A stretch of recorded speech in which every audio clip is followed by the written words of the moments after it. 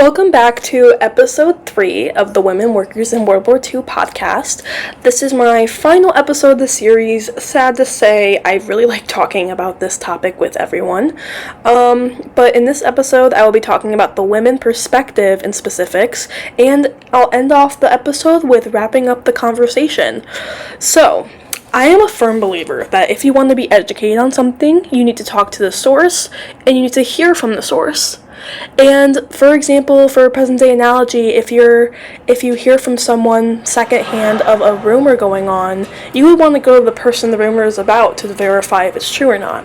Which is why I will be sharing an audio clip from Mary Anderson's speech at a conference in 1942. Again, if you don't remember from the last episode, that's okay, but Mary Anderson was the director of the Labor Women's Bureau, and I think her speech, in this part specifically, is pretty powerful, and it goes to show how women were being perceived and versus their actual abilities. So just go into this clip with an open mind and enjoy. During our so-called defense program, from the days of Dunkirk to the attack on Pearl Harbor, women were ready and eager to work in ammunition plants. But most of these plants did not want women. The management had a backlog of unemployed men to draw on. Also, many employers were skeptical as to women's mechanical ability. Now, after listening to that clip, it clearly shows how women felt undermined and underappreciated in the workforce. These mechanical companies were even looking at and taking the time to search for unemployed men for the job when they probably had better qualified candidates in women. Hearing this from a woman's perspective really saddens me to think that they knew they could, but they were underappreciated. Anderson seeing this firsthand and speaking on it was brave and an honorable thing to do. It is sad to see that women at this time were not being seen for their worth, and they knew it. Another moving story I would like to point out was a shipbuilding team of women during this time. For some backstory, about 20% of the team working on this ship were women, and it was not easy for them. A quote from an article from the National Park Service writes, "As their faces smile up at us from the newspaper, we should not overlook the great challenges the women themselves recounted when interviewed about their Navy Yard experience. They worked in extreme conditions with dangerous tools and materials, sometimes alongside male employees who did not believe that they were up to the job." Being undermined by a fellow coworker must have not felt great. Women were being underpaid in this time, overworked in this time, while still having a family to tend to at home. To me, they were superheroes of this time. They weren't getting paid the same as men. They weren't being treated the same as men, while they still had to go home, cook, and clean for their families, because that was their societal job. I know my experiences are not nearly as severe as theirs are.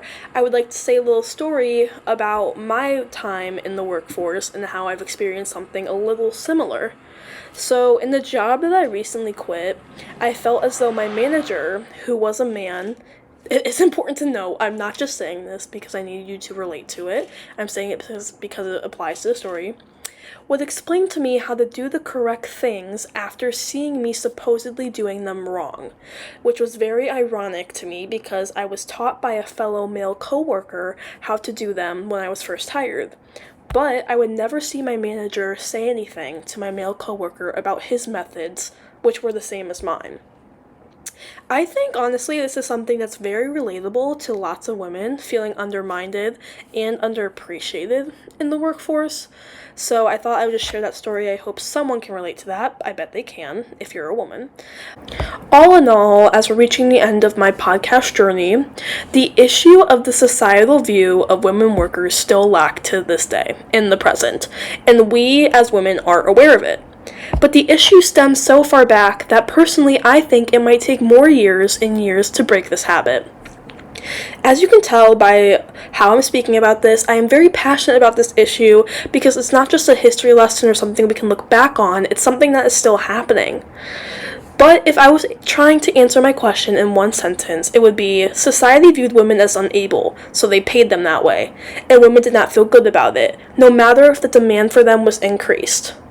Although that is not the full answer, if you take one thing away from this podcast, I hope it would be to appreciate the working women around you. And I hope you enjoyed this conversation, and I hope it opens up more conversations like this in your future to appreciate the working women around you that do so much. But connected to this podcast, I will have a Works Cited page as well as a research statement if you would like to look at those, because those are important, because I did not get these quotes from thin air. But I hope you enjoyed, and now I have to go to my shift at my job. So, bye, and thank you for listening.